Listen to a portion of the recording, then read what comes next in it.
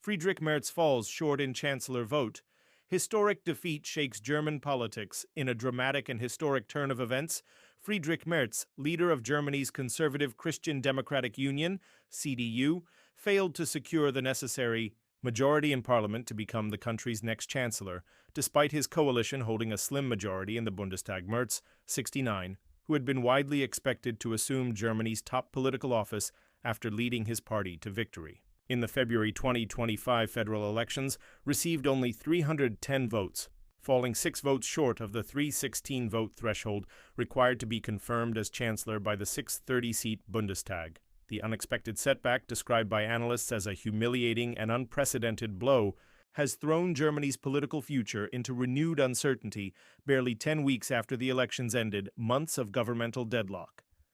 Unprecedented parliamentary defeat. Merz's failure marks the first time since the founding of the Federal Republic in 1949 that a candidate has failed to secure an outright majority in the initial chancellorship vote. His party had forged a coalition with the center-left Social Democratic Party, SPD, giving them a narrow 12-seat majority. Yet at least 18 MPs within the coalition ranks appear to have dissented or abstained, derailing his confirmation. The result has not only embarrassed Merz personally, but also raised serious concerns about cohesion and trust within the newly formed coalition. Although the CDU-SPD alliance was positioned as a stabilizing force following the collapse of the previous traffic light coalition, comprising SPD, the Greens, and the Free Democrats, today's vote suggests internal resistance remains unresolved. Political observers suggest that discontent within the SPD, which suffered a historic defeat in the February elections, slumping to third place, could have played a critical role in the surprise rebellion. This is not just a political loss, it's a message of defiance from within his own government ranks, one Bundestag correspondent noted. Next steps: constitutional options and uncertainty. Ahead under Germany's basic law, constitution, the Bundestag now has 14 days to elect a new chancellor. During this period, unlimited rounds of voting can be held until one candidate garners a majority. If no majority is achieved, the President of Germany may intervene, either by appointing the candidate with the highest number of votes in the final ballot or by calling new federal elections. Although no immediate revote is scheduled, the Bundestag is expected to reconvene by Wednesday. Until then, the political atmosphere remains tense and uncertain. Merz must now decide whether to recontest the vote, risking a second, potentially more damaging defeat, or step aside in favor of a consensus candidate.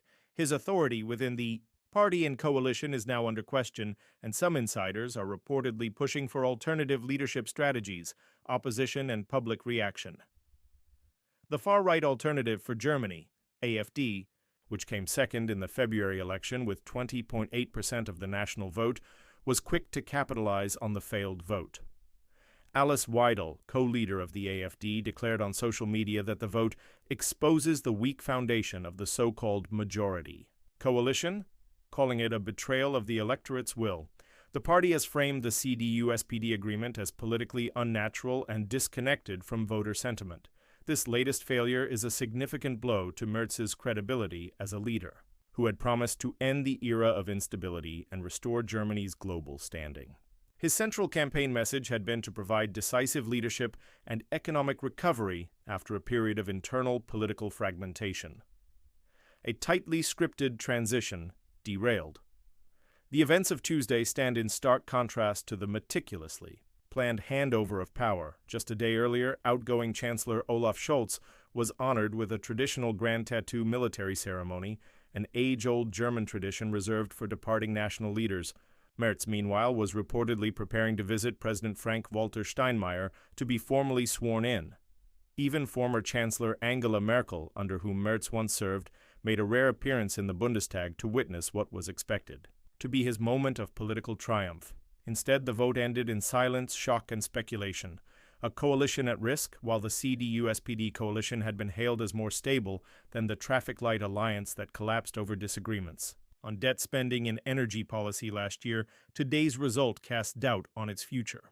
If Merz cannot command loyalty from within the coalition at this critical juncture, his ability to govern effectively, if confirmed later, will remain under intense scrutiny.